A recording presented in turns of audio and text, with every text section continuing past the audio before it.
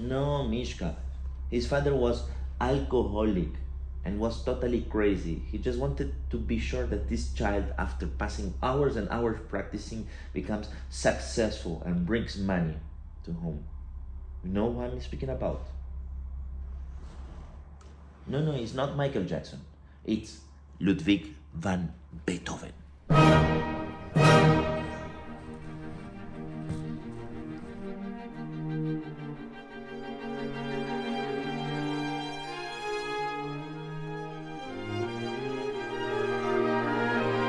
Hello, my name is Juanito Braceras, and I'm very happy every week to share this program Behind the Classics and tell some life tales that are hidden behind the notes.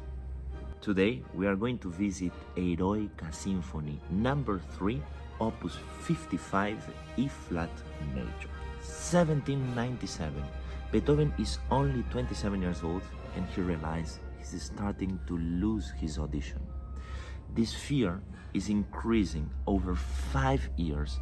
His health is deteriorating and he listens common strong sounds like bells in the churches coming each time more and more far away. Why am I speaking about 5 years? Because in 1802 Beethoven writes to his brothers Karl and Johann the Heiligen Stadt Testament. Could have been a suicide attempt letter, could have been much more an emotional testament that he addresses to his brothers. Well, the fact is, in any case, Beethoven is describing a lot his emotional desperation concerning this progressive deafness. Funny enough, the letter was never sent to his brothers.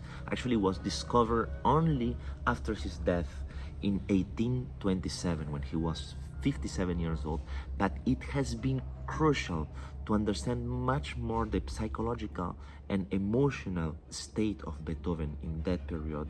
In this letter, he's describing the despair over his deafness, all the internal frustrations, also the suicidal thoughts, but still at the end, the mission that he feels so much for humanity. He starts the letter already saying that he's not at all a misanthropic, and that this isolation is the result of this frustration that he cannot listen so much anymore. For my brothers Karl and Johann Beethoven, oh, you men who think or say that I am malevolent, stubborn, or misanthropic, how greatly do you wrong me. You don't know the secret reason which makes me seem that way to you. From childhood on, my heart and soul have been full of the tender feelings of goodwill, and I was inclined to accomplish great deeds. But just consider that for 6 years now I have been hopelessly afflicted, made worse by senseless physicians, deceived from year to year, with hopes of improvement, finally compelled to face the prospect of a lasting malady, whose cure will take years or perhaps be impossible. The Eroica Symphony is composed 2 years later this letter. Let's get started then. What is happening in Europe during this period? The development through modern democracies in Europe is taking place. Between 1789 and 1799, it was the period for the French Revolution. Napoleon Bonaparte makes a huge coup d'etat and takes the power in favor to those liberal ideals.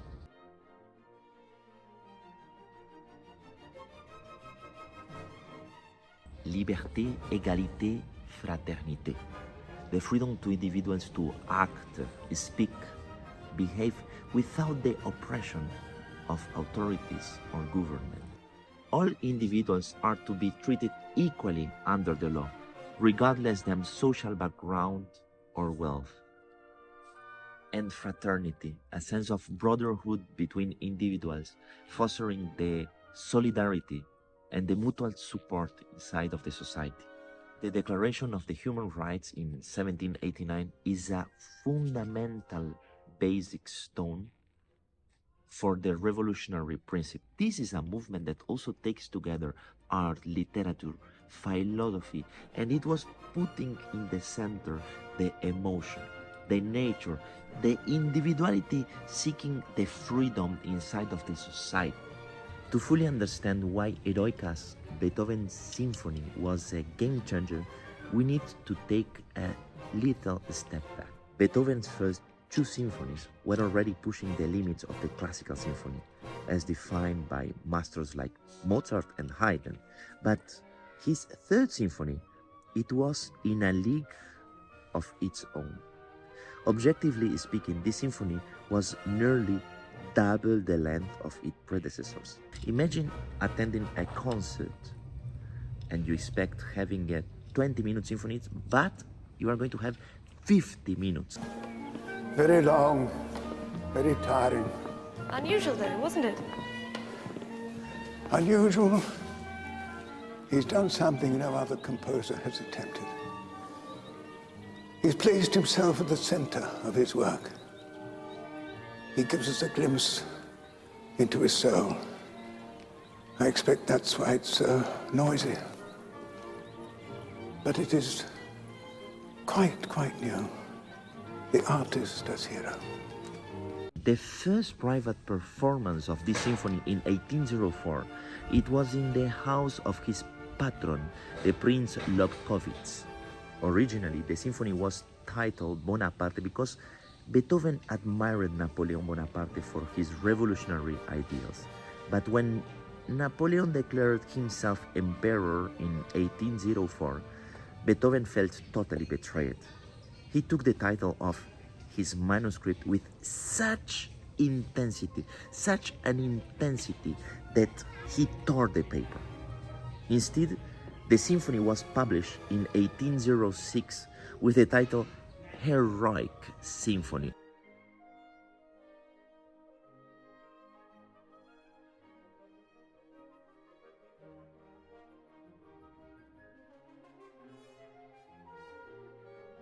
And now it's the question, is this hero about the man, this ideal man of the revolution? Is it about Bonaparte, or is it about the composer himself and how he becomes a Ave Phoenix and he overcomes his own difficulties with the deafness? Somehow, the heroism in this symphony feels very personal, as if Beethoven is not speaking about the political revolutions, but also concerning those inner struggles. Musically, Beethoven left his mark right from the beginning with two strong chords. His two first symphonies, they start very slow and in a quite elegant introduction. Eroica bursts to life almost like if Beethoven is grabbing you with the shoulders and saying, this is going to be something totally different. The first movement is full of harmonic and rhythmical tension, constantly pushing and pulling, pushing and pulling. Then comes the second movement, Marcia Funebre, deeply sorrowful and filled somehow also with anger. It's a reminder that heroism comes at a cost. There is sacrifice, there is loss. And yet, the music moves forward with a sense of purpose.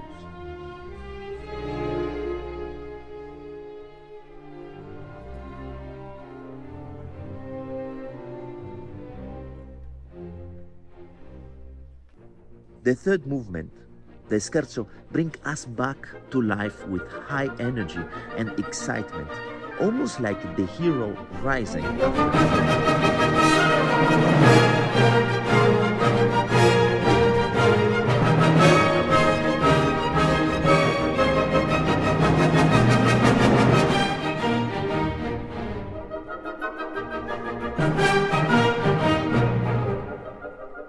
And then we reach finally the grand finale, a tribute to another hero, the mythological figure Prometheus.